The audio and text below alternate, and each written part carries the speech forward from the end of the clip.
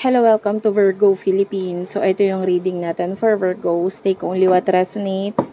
Bale, hindi to magre-resonate sa lahat ha. Alam nyo naman yon kasi hindi naman talaga ito personal reading. Kung gusto mo, pwede kang magpa-personal reading. Ayan, kay Jing Tarot Reader. I-search mo na lang siya sa Facebook. Ayan, kasi siya yung pwedeng magbigay ng personal reading sa'yo. Kung gusto mo, ayan, mag-ano ka lang, mag-comment ka lang sa baba. Kasi, malapit na mag-October. So, by October, yun ang birth month ni Madam Jean. At ang pa-birthday niya ay magbibigay siya ng free reading na personal sa mga mapipili niya. Ayan, sa mga nagko-comment sa akin. At gano'n na rin sa kanyang page at sa kanyang channel. Ay, sa kanyang group.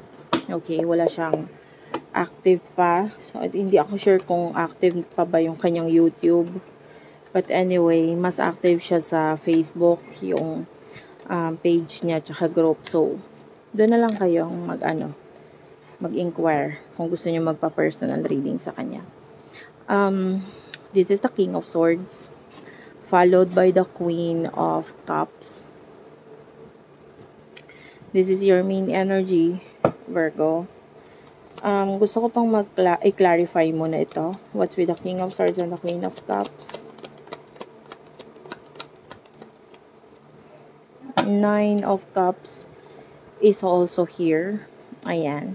Kukunin ko na rin yung main energy ng person mo. For Virgos, please. Natatawa ako sa main energy ng person mo. Anyway, we do have here the Magician and the Four of Pentacles. The Five of Wands is also here and the Ace of Cups. Okay, magsimula muna tayo dito sa'yo. With the King of Swords, hindi kasi ikaw yung tipo ng tao na open ka sa emotions mo. Like maybe, pati sa ibang tao, medyo limitado lang yung talagang nakakakilala kung anong klaseng tao ka.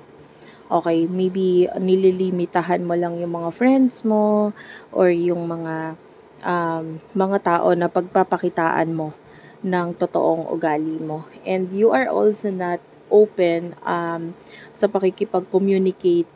Okay, pagdating sa mga tao sa paligid mo, maybe yun nga, kasi limitado lang yung mga kinakaibigan mo or limitado lang talaga yung kinakausap mo na parang mag-share sa kanila. Okay?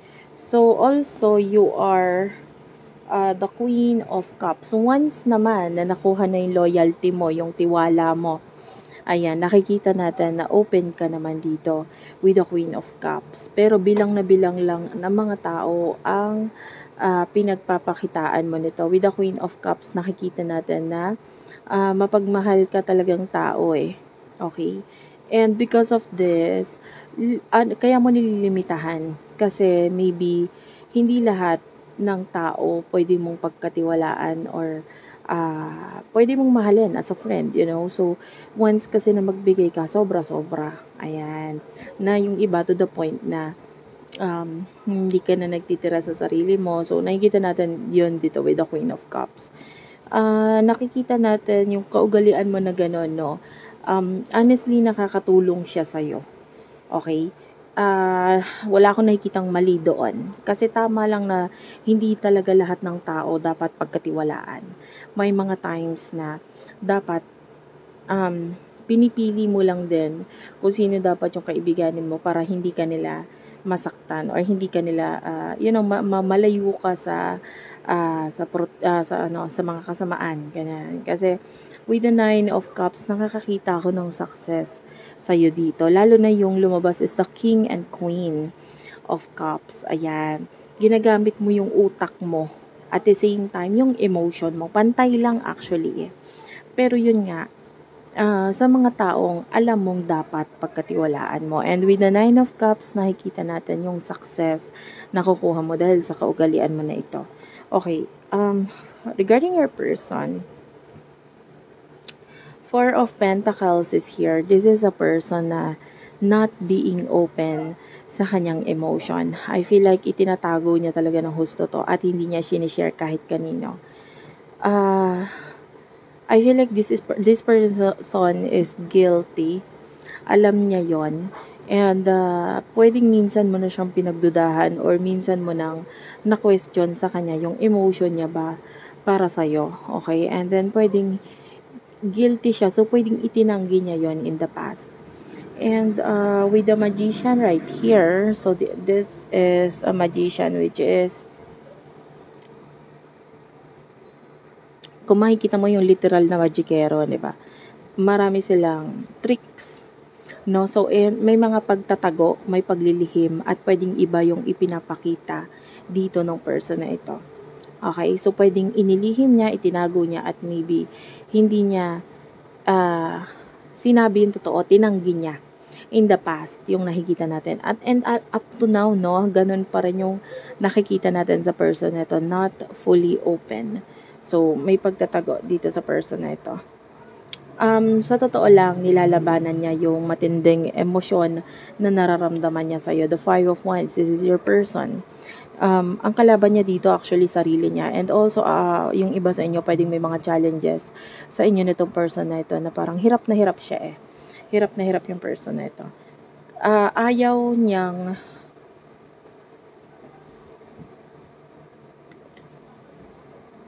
ipaalam because of the challenges.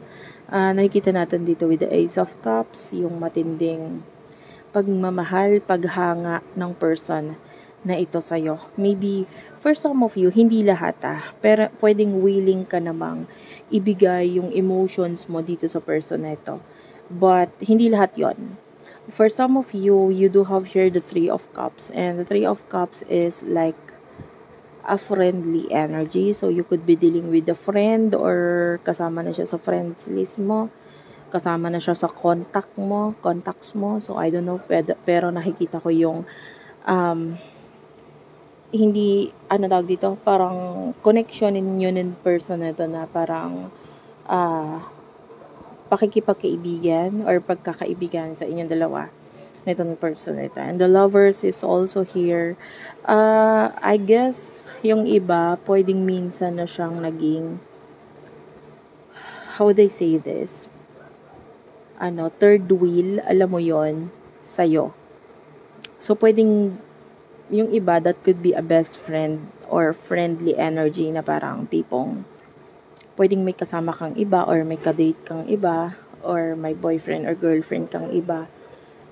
Tapos, pwedeng nagkaroon ng time na magkakasama kayong tatlo and then lumalabas siya as a third wheel dito minsan sa connection ninyo. And makikita natin na during that time, nandun yung pinapakita niya na okay lang, masaya lang siya, okay lang siya. But I feel like deep inside, this person is really interested sa'yo. Malalaman mo yon if this friend of yours or this best friend or friend of yours is nagsasalita siya ng hindi maganda. May mga times na nagsasabi siya ng mga hindi magaganda laban doon sa person na mga nakakonect mo. Okay? So, ano yung mga nasa isipan ninyo ng person na ito? Spirit guides, angel guides, mga nasa isipan ninyo ng person na ito.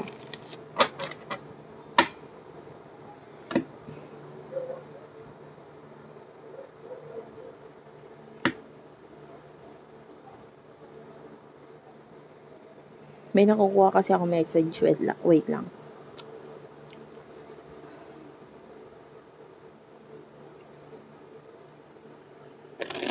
Hindi ko alam kung mahilig ka bang mag-dress.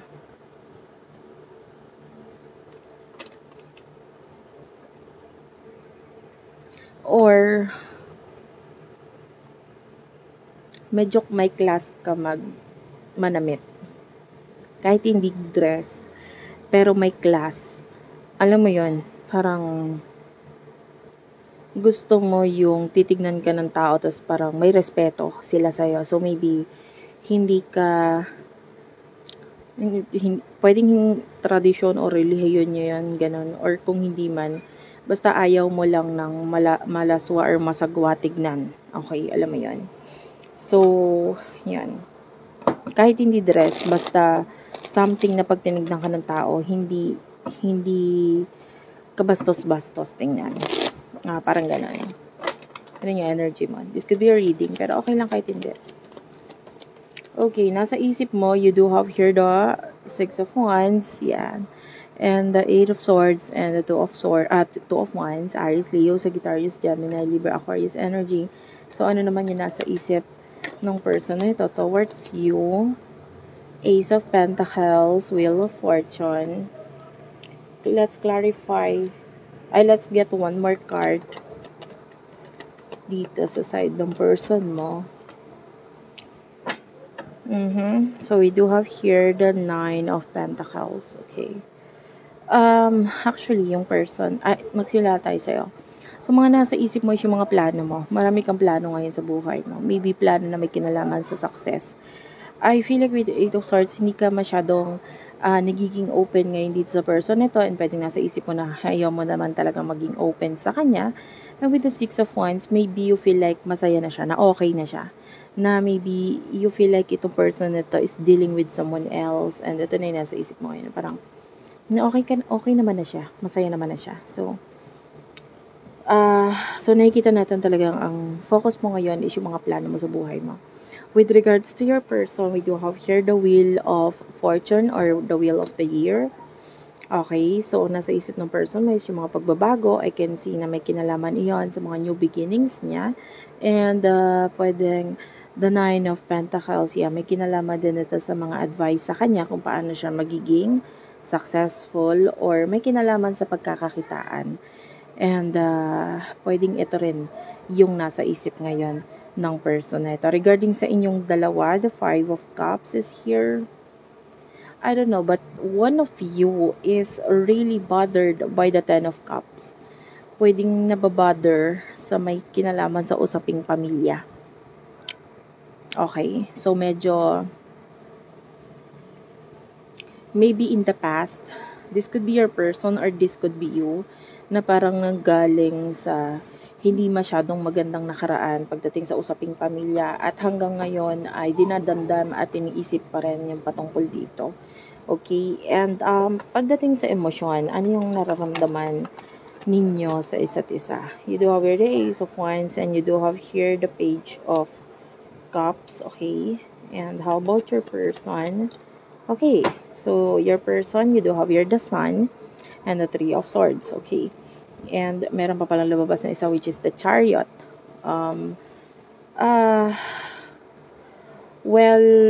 That's Cancer, Gemini, Libra, Aquarius, Cancer, Scorpio, Pisces energy, Aries, Leo, Sagittarius energy. Ace of Wands, Taurus, Virgo, Capricorn is also here. Pwedeng gusto mo siya as a person, alam mo yon, maybe kung kailangan mo ng karamay, kausap, siya yon. Kasi nakikita mo na siya yung makakaintindi or wala man siyang masyadong comment, pero alam mo na pag kailangan mo mahihinga ng sama ng mahihingahan ng sama ng loob, siya yon. And maybe you have this Page of, for some of you may konti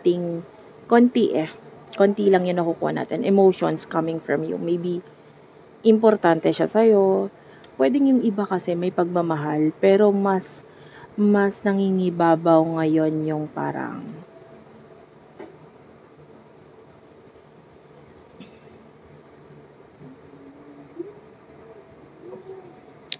mas nangingibabaw ngayon yung pag-focus mo kasi dito sa mga plano mo at parang mas importante ngayon na maging balance muna ang buhay mo, ang sitwasyon mo. Okay? Regarding love, wala ako masyadong nakukuha sa'yo. May konting-konti lang para sa iba. And then, with regards to your person, ang nakukuha nating emotions niya is that the Sun.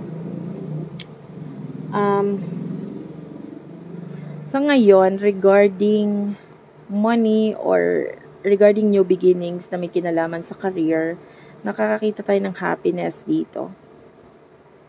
Ayan. And, parang nasa isip niya kasi, hindi pa naman huli ang lahat.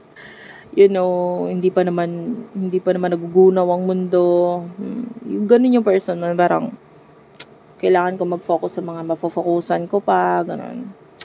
Pero, yung regarding sa'yo, ang emotion niya is the Three of Swords. So, nasasaktan siya, nalulungkot siya, and there's this pain na nararamdaman ng person na ito, na iniiwasan niya with the Chariot, nilalayuan niya. Sabi ko nga sa'yo, pwedeng mahal ka niya, pero dinideny niya, and iniiwasan niya.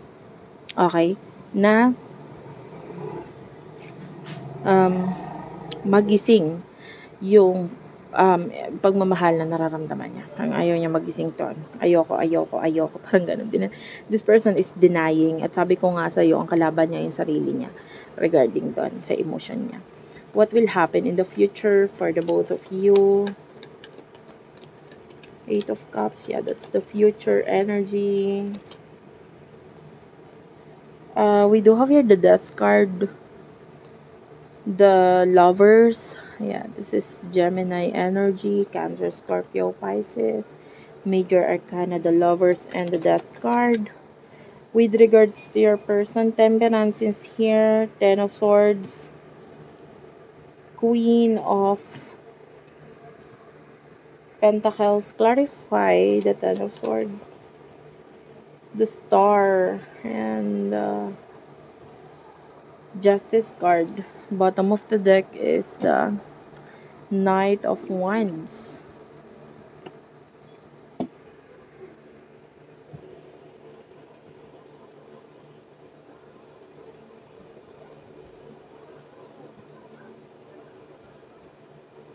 I feel like in the future, no, you will like leave this person alone. Yung parang hahayaan mo na lang siya, lalayo ka na lang. I feel like lalayo ka talaga, iiwas ka in the future sa taong ito. Kasi, I can see that pwedeng for some of you na may feelings dito sa person na ito, naghihintay ka rin, pero parang wala ka naman kasi napala sa paghihintay mo. So, I can see you walking away. With the Lovers, pwedeng concentration mo is the relationship or connection with someone, future with someone. Tapos, itong person mo, parang iiwan mo na lang na parang bula. Dahil, hindi rin naman nagparamdam, na parang bula rin. Nagpakita lang, pero hindi mo masyadong naramdaman. At saka, pwedeng saglit lang dumaan sa buhay mo. And with the Eight of Cups, this is you focusing on your future, walking away from this person. And then, yung person na ito, nakikita natin. Na with the Temperance, ito yung paghihintay na ginagawa ng person mo. Pero with the Ten of Swords, pwedeng matapos din ito, itong paghihintay na ginagawa niya. Kasi with the Queen of Pentacles, Taurus, Virgo, Capricorn, mararamdaman niya talaga yung feeling na hindi mo siya kailangan at hindi mo na siya kakailanganin pa. And with the Justice card and the Star, yan, Libra and Aquarius energy, your person will be hoping, yung alam mo yon, nandun yung pangarap kanya, pero mahihirapan siyang abutin ka. Okay? And katulad nga ng isang pangarap, kailangan gumawa siya ng aksyon. Kasi wala namang pangarap na mangyayari kung hindi ka kikilos. And then this person, wala tayong nakikitang pagkilos mula sa kanya. So, ang tendency, mangyaring parang hanggang pangarap ka na lang niya. Okay, so thank you for watching. I love you all and bye-bye.